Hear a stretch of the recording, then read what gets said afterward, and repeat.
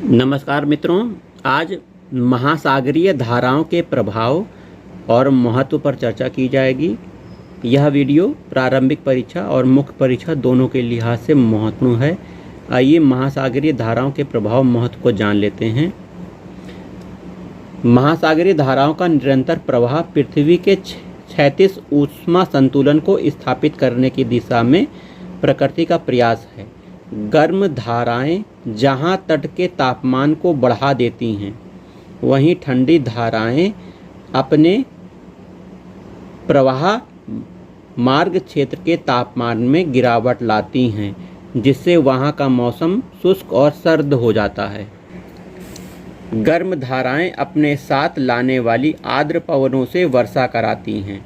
उदाहरण के लिए उत्तरी अटलांटिक प्रवाह पश्चिमी यूरोपीय भागों में वर्षा का कारण बनती हैं, जिनसे वहां पश्चिमी यूरोप तुल्य जलवायु का निर्माण हुआ है, जहां सालों भर वर्षा प्राप्त होती है, जबकि ठंडी धाराएं तटीय भागों में आर्द्र पवनों के प्रभावी नहीं होने की स्थिति उत्पन्न करती हैं, जिसके कारण वहां मरुस्थलों का निर्माण होता है।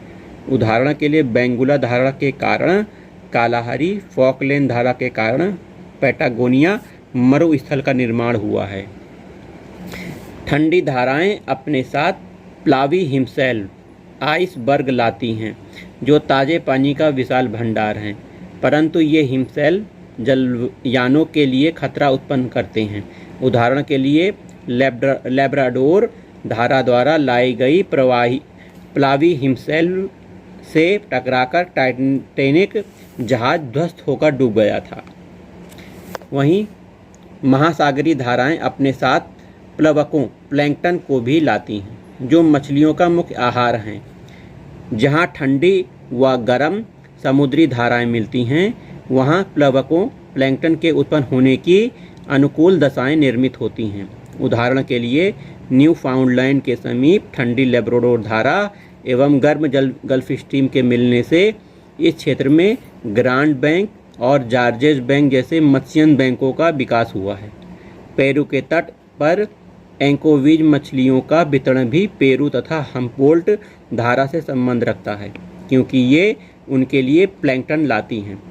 जब एल नीनो गर्म जलधारा यहाँ प्रभावी होती है, तो ठंडी पेरू धारा यहाँ से सतह के ऊपर नहीं आ पाती और यहाँ मत्स्य उद्योग पर विपरीत प्रभाव पड़ता है। अगला, जब गर्म और ठंडी धाराएं आपस में मिलती हैं, तो तापमान में व्युत्क्रमण की दशाएं बन जाने से घने कोहरे की स्थिति बन जाती है, जिससे जलयानों के यातायात में बाधा पहुंचती है। सागरीय धाराएं समुद्र में विशाल महामार्ग की भांति हैं, जिनकी समुद्री जलयान सामान्यतः अनुसरण करते हैं।